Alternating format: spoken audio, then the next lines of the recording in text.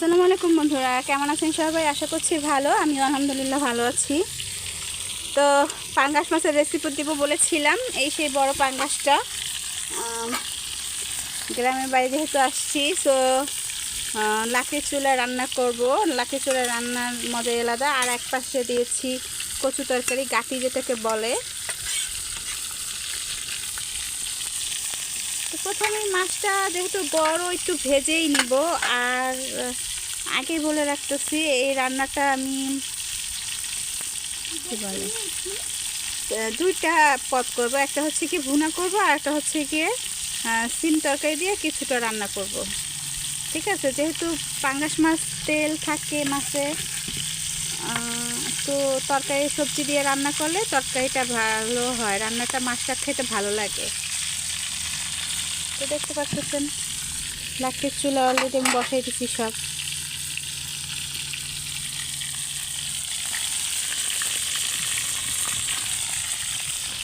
হাতে থাকুক। হ্যাঁ, এক পাশে এটা বসাই দিচ্ছি, এক পাশে এটা হয়ে গেছে প্রায় বাকি তরকারি। নতুন চুলা, এই পাশেরটা এখনো ধরাই নাই, এটা এখনো তৈরি হয় নাই।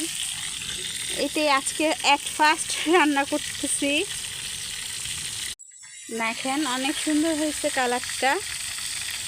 আসলে মাটির চুলা রান্না করলে যে খাবারের যে একটা স্বাদ, এটা আসলে গ্যাসের চুলায় বা কারেন্টের চুলায় করলে ওরকমটা হয় না। এটা হয়ে গেছে, এটাকে আমি এবার তুলে নিব। এক পাশে রান্না হচ্ছে, আর এক পাশে আমি তেল চুলায় দিয়ে দিয়েছি। ওইটা গাঠি তরকারি যেটা বসাইছিলাম সেই পাশটা দিয়ে দিচ্ছেন পেঁয়াজ বাটা।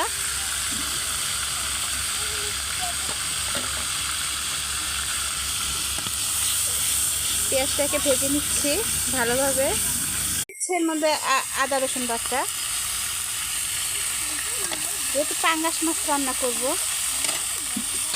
আর সামান্য পরিমাণে পানি, মশলাটাকে কষিয়ে নেওয়ার জন্য।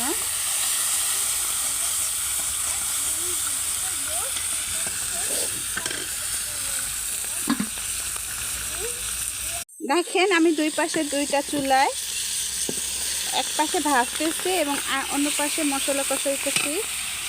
তো এর মধ্যে দিয়ে দেবো পরিমাণ মতো লবণ। লবণটা আপনারা স্বাদ অনুযায়ী দিবেন।